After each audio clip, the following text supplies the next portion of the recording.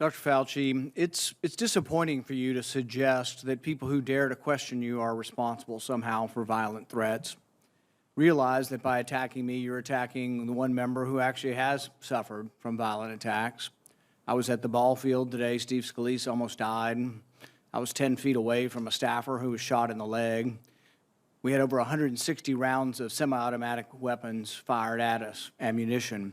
So for you to somehow suggest that somehow I or people who dare to oppose you are responsible for threats, that's insulting. The person who shot at us and almost killed Steve Scalise was a rabid supporter of Bernie Sanders. But the one thing you'll find if you look at the record is that not one of us accused Bernie Sanders of being responsible for that.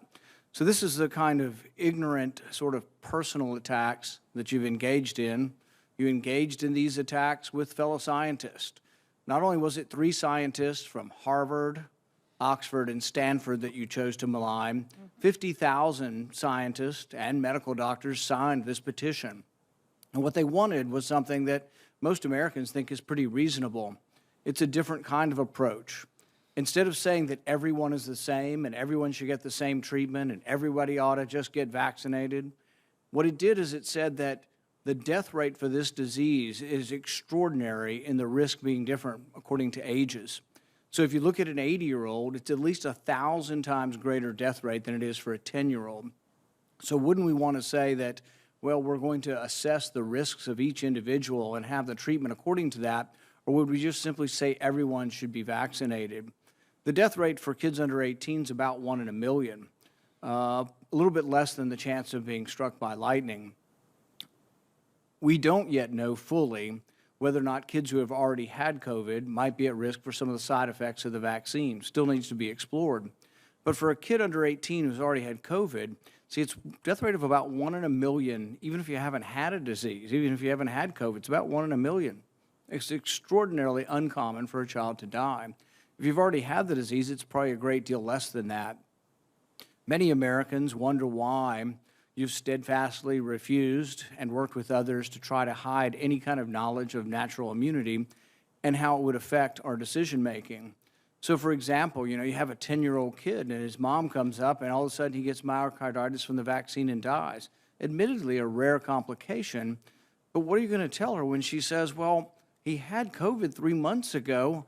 I mean, why would you force me to vaccinate my kid? Why would you force me to vaccinate my kid without even checking to see whether he's already immune? Now, the idea of natural immunity is the idea upon which vaccines are based. We've believed, and all of medicine is based on the idea of acquiring natural immunity. People often respond and say, but you don't know how long it'll last. Well, we don't know how long vaccines will last either, and that doesn't make us anti-vaccine. We do know that the vaccines are waning very quickly in potency. We do know that the vaccine against Omicron really isn't preventing transmission. You've noticed that the debate has shifted, and the debate is now talking about trying to prevent hospitalizations and death. And I agree with those statistics. I think it's a good idea if you're at risk to be vaccinated. I've always been pro-vaccine. I'm just simply against authoritarianism and against mandates. Right. The anger that's developed with you, Dr. Fauci, is that you don't want to give us advice. You want to tell us what to do.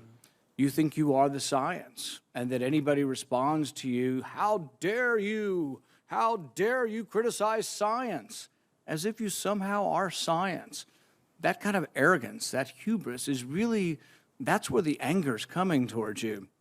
If you were one doctor among hundreds of doctors in the government who gave advice, I don't think people might object to your advice, but there wouldn't be such a degree of anger. But you are so certain that you're right that you're not willing to hear anyone else.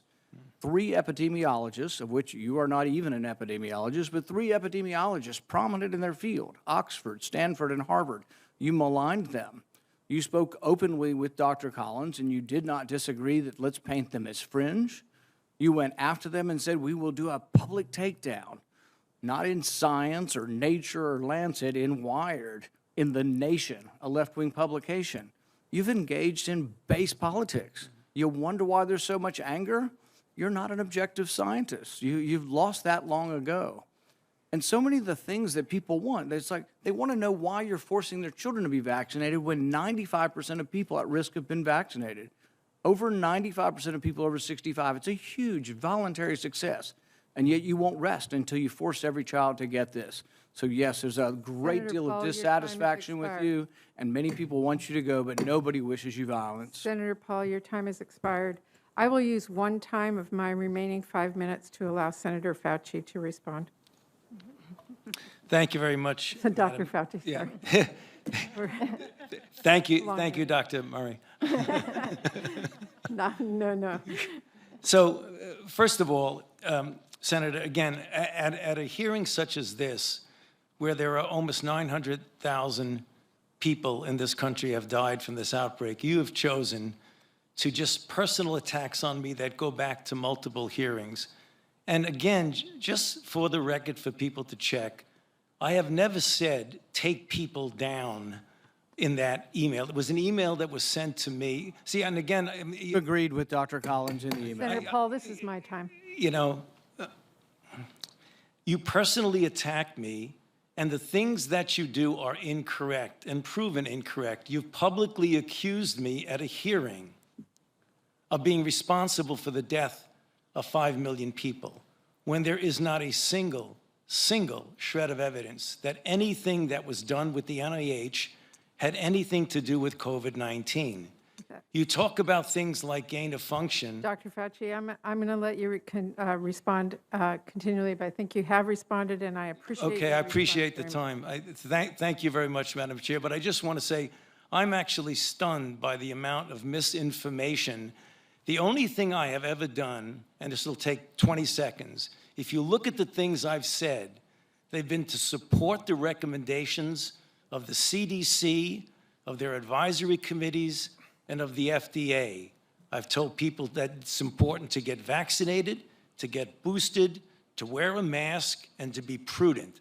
That's the only thing I've said. I haven't dictated anything that's only a monolith with me. It's always public health practices, and anybody goes back over any record Dr. of Fauci, me, they know that. Thank you, and I will retain the balance of my time. Thank you very much.